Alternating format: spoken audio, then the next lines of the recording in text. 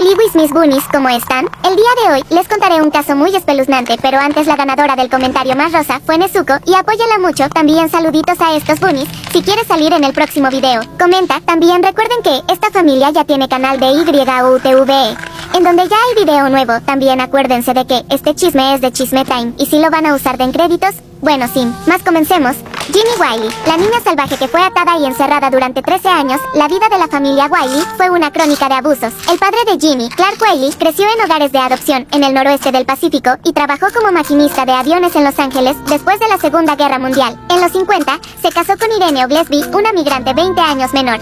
El hombre era agresivo y no quería tener hijos. Sin embargo, con el tiempo, Irene quedó embarazada de una nena que murió a los meses, luego ser dejada durante horas en un garaje frío. El segundo niño que la pareja tuvo perdió la vida 2 días después del parto tras ahogarse con su propia saliva. Poco después, llegó un tercer chico al que llamaron John. Y 5 años más tarde, nació una nena conocida como Ginny. En el hogar, se vivía un clima de violencia. La situación empeoró en 1958, cuando un conductor ebrio mató a la madre adoptiva de Wiley y el hombre se llenó de ira. Por esos años, encerró a su hija de 20 meses en una habitación aislada, oscura y vacía, y la ató de pies y manos a una silla con un orinal. Por las noches, la sujetaba con una bolsa de dormir para que no pudiera moverse, y la colocaba dentro de una especie de cuna tapada con alambre. Su padre le prohibía a Ginny llorar, hablar o hacer ruido.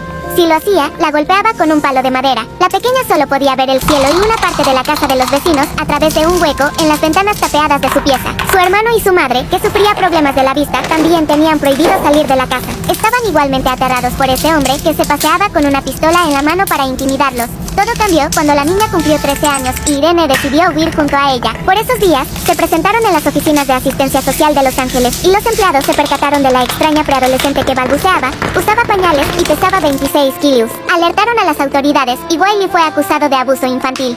Un día antes de presentarse ante la corte, el hombre se pegó un tiro, dejó una nota en la que decía: "El mundo nunca lo entenderá". Ginny fue trasladada al Hospital de Niños de Los Ángeles y de inmediato pediatras, psicólogos y lingüistas solicitaron examinarla. Afirmaban que su caso era una oportunidad única para analizar el desarrollo del cerebro y el habla. El Instituto Nacional de Salud Mental, NIMH, donó los fondos para la investigación y, a partir de 1971, un equipo a cargo de David Raigale utilizó a la nena como caso de estudio sobre las consecuencias del aislamiento. A partir de ese momento, realizaron diferentes experimentos y comprobaron con rapidez que Ginny podía decir palabras como basta y no, aunque en general permanecía en silencio. Para moverse, la niña realizaba una especie de salto de conejo, con las manos en forma de C a la altura de su pecho, como si agarrara una baranda. Los médicos consideraron que era una de las personas más dañadas y abandonadas que habían visto. Sin embargo, su progreso inicial fue alentador.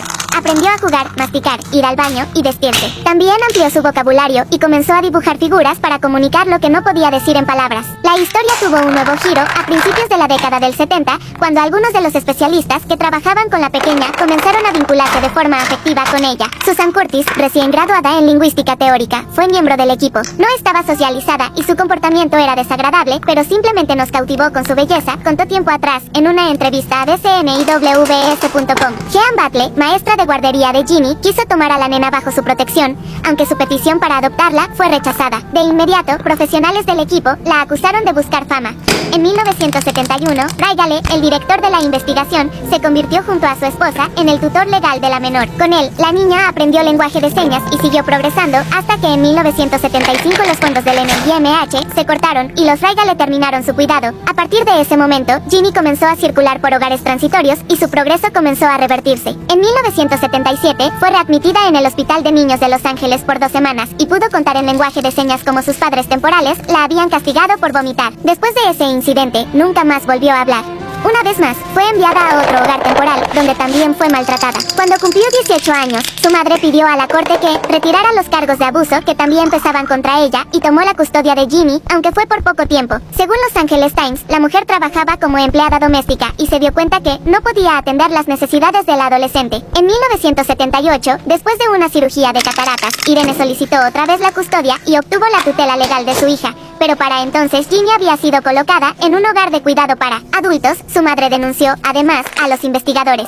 Pidió que pararan con los estudios y que se retirara a la joven de la vida pública. 5 décadas después, no se sabe si Ginny está viva, aunque se cree que sigue bajo el cuidado de instituciones para adultos y que su ubicación es secreta. En rigor, alrededor del año 2000, se supo que vivía en una instalación privada para personas mentalmente subdesarrolladas.